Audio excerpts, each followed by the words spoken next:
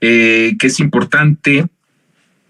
Hemos decidido titularlo El día después del atentado a Ciro. ¿Qué tiene que ver el atentado a Ciro con lo que viene, no? Tomar las universidades, canales de televisión y los hospitales.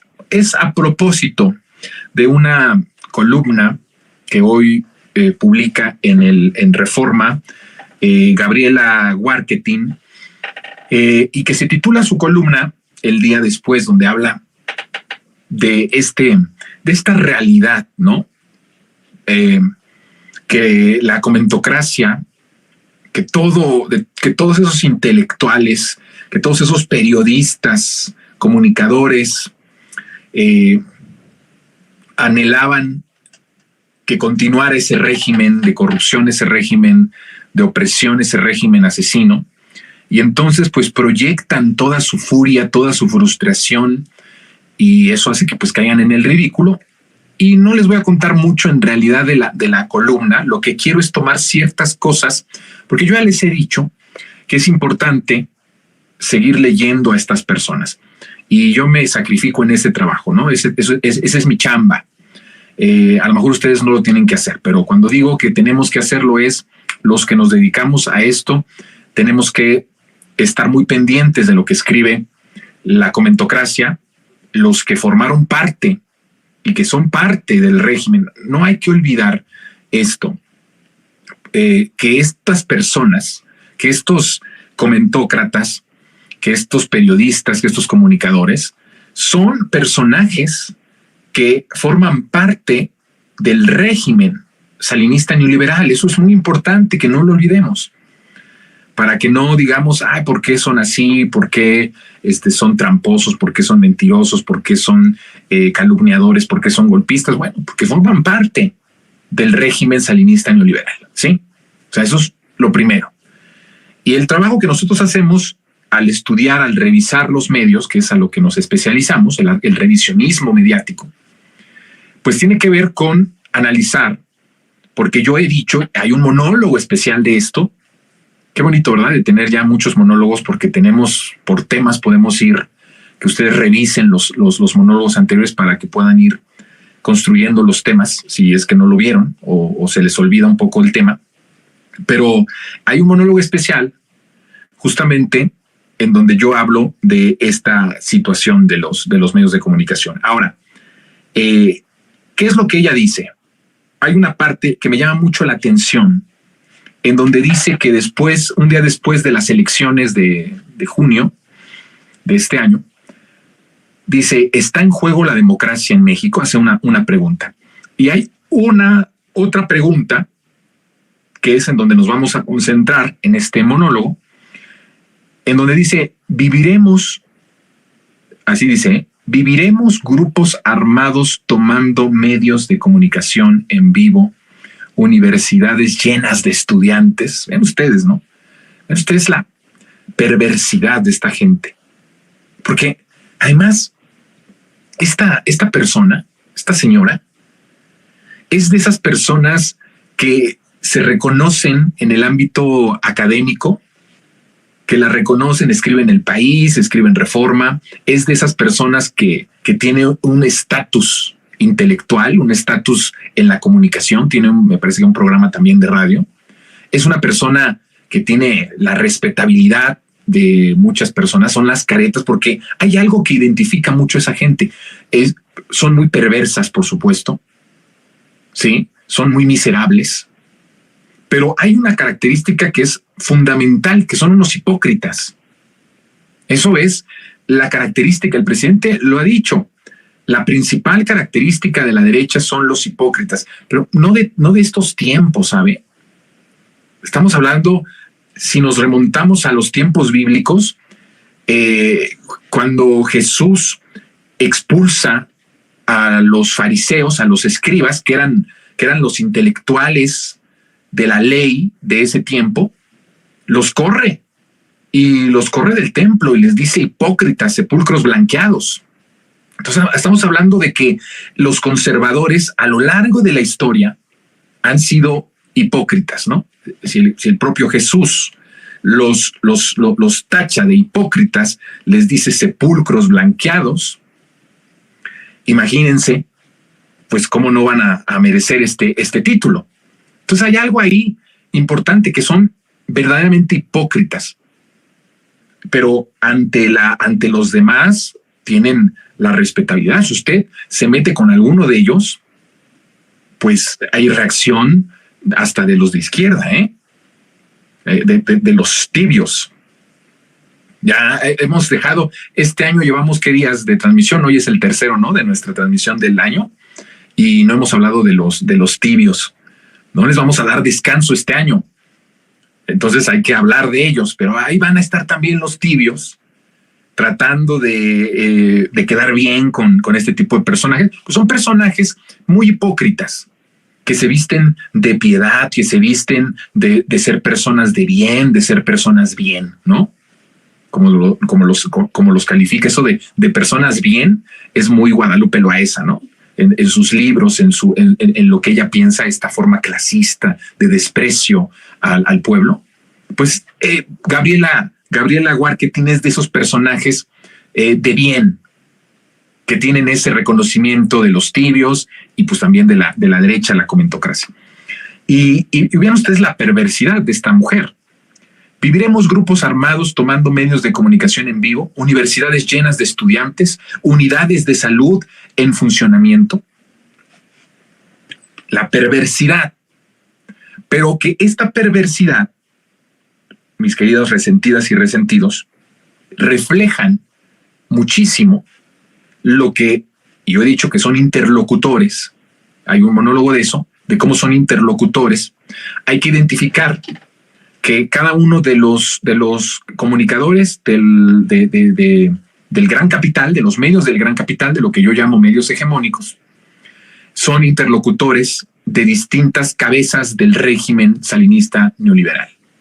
Cada uno de ellos tiene una interlocución. ¿Qué significa esto? Que son voceros, que son la vía de comunicación entre el crimen organizado, entre los grupos más putrefactos políticos, pero que siguen teniendo poder, de los intereses extranjeros. Otros son de los intereses económicos extranjeros, otros son de los intereses económicos nacionales. Cada uno de ellos son interlocutores.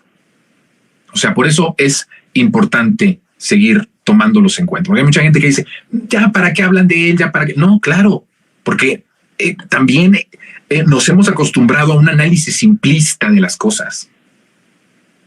Es algo que debemos de cambiar. Nos gusta ridiculizar, nos gusta pitorrearnos, nos gusta burlarnos. Eso está muy bien, pero no hay que perder de vista que mientras nosotros nos estamos burlando, mientras nosotros nos pitorreamos, mientras nosotros estamos pendejeándolos, siguen teniendo el poder económico, siguen teniendo el poder oligárquico internacional, siguen teniendo al crimen organizado. Yo he dicho, mucho más poderosos que López Obrador, mucho más poderosos que el presidente de la República. Entonces, por eso no hay que hacer nuestros análisis de manera simple. Yo creo que hay espacios para todo, ¿no? Está bien. Yo no tengo por qué meterme con eso. Hay espacios para todo. Hay espacios en las redes, espacios en la televisión pública, en muchos lugares en donde está muy bien estarse pitorreando y cotorrear todo el tiempo. Hay otros espacios que hemos decidido hacer un balance entre esto y un análisis mucho más serio. Entonces, está bien, pero no hay que ser tan simplistas en cosas que son muy importantes. Entonces, cada uno de estos son los interlocutores de cada uno de estos elementos del régimen que desgració y que se devoró al país durante 36 años, ¿no? Entonces, por eso son importantes. Y entonces ella dice y habla sobre esta propuesta. Lo hace a modo de pregunta, pero vamos a ver qué similitudes hay con las cosas que van pasando en el país. Bueno, yo había dicho que no estaba yo de acuerdo en muchos de mis colegas libres que militan la transformación, comunicadores que habían dicho que lo de Ciro Gómez Leiva había sido un autoatentado. Yo pienso que no fue un autoatentado. Y fíjense cómo me va dando la razón todos estos hechos, porque es un análisis forense que tenemos que hacer, de saber leer a los medios y a los interlocutores, ¿no? Cuando hablamos de leer a estos personajes, estamos hablando de leer a los interlocutores del régimen derrotado en 2018 electoralmente, pero que sigue teniendo mucho más poder que el poder ejecutivo. Entonces, por eso no es cosa simple, no es una cuestión de burla, es una cuestión seria. Y entonces veamos, no creo yo que haya sido un autoatentado. ¿Qué es lo que yo sí creo que pasó? Pues es que lo que está proponiendo Gabriela Warketin en esta columna, en donde está hablando, viviremos grupos armados tomando medios de comunicación, hay una similitud, atentado en contra de un importante líder de la comentocracia del régimen derrotado en 2018. ¿Ustedes ven alguna similitud entre tomar un medio de comunicación en vivo, como las imágenes que hemos visto de lo que está pasando en Ecuador, a un atentado en contra de Ciro Gómez Leiva? La intención verdaderamente era matarlo, la intención verdaderamente era desaparecerlo, eliminarlo, y si ese era el objetivo, ¿cuál era y por qué vas a eliminar a una persona que representa una voz del régimen derrotado en 2018 al que desde el 2006 pertenece el crimen organizado? ¿Qué sentido tenía un asesinato a una persona que representa mediáticamente los intereses más oscuros y más perversos del país? ¿O solo tenía como intención una reacción mediática para desestabilizar al país, para poner en jaque al presidente de la República, para llamar la atención de los organismos internacionales y del mundo entero de un atentado en contra de, pues nada más y nada menos que, aunque no les guste, el comunicador más escuchado de la radio en México? Hay una similitud entre esto. Ahora, Gabriela nos está dando más pistas. ¿Acaso viene que haya y que se tomen universidades llenas de estudiantes, que grupos del crimen organizado tomen universidades llenas de estudiantes? Fíjense ustedes nada más la perversidad de esta mujer, ¿no? No habla de universidades, pues sí, universidades llenas de cerdos, universidades llenas de perros, universidades llenas de gatos. No, ella tiene que subrayar universidades llenas de estudiantes. ¡Ah, caray!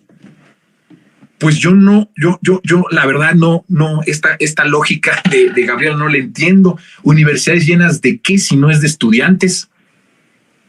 ¿No? ¿Universidades llenas de qué si no es de seres humanos?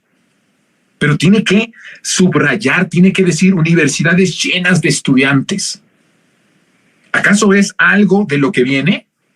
Porque el tomar medios de comunicación en vivo, estamos viéndolo con el atentado a Ciro Gómez Leiva, que desde luego fue provocado por el mismo grupo al que pertenece, ese grupo del régimen salinista neoliberal. Asesinato de periodistas, desaparición de periodistas, no lo hemos estado viendo, no lo advertimos desde hace un año.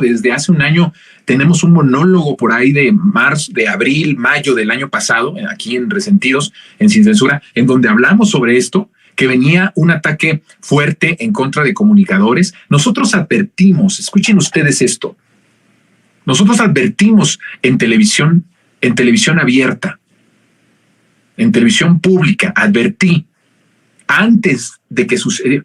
Yo creo que pudo haber sido como medio año o más de medio año antes de que pasara lo de Ciro Gómez Leiva, a propósito de una columna que me parece que escribió en su momento Joaquín López Dóriga en Milenio. Y yo dije, ¿acaso estamos entrando en un momento en donde van a atentar en contra de sus comunicadores, de este régimen? ¿Que van a sacrificar a sus comunicadores para desestabilizar al país, para decir que el presidente con su mañanera es el que provoca la violencia? ¿Les caería bien un mártir?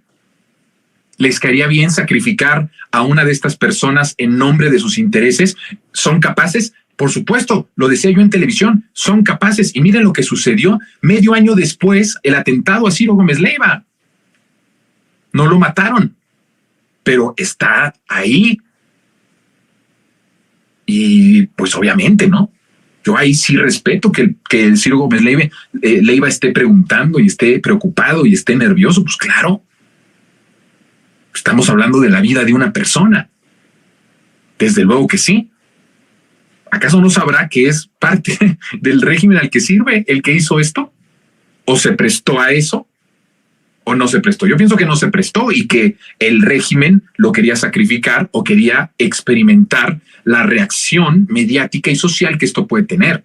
Pero alrededor de Ciro hay otros acontecimientos que son muy peligrosos, que son el asesinato a periodistas,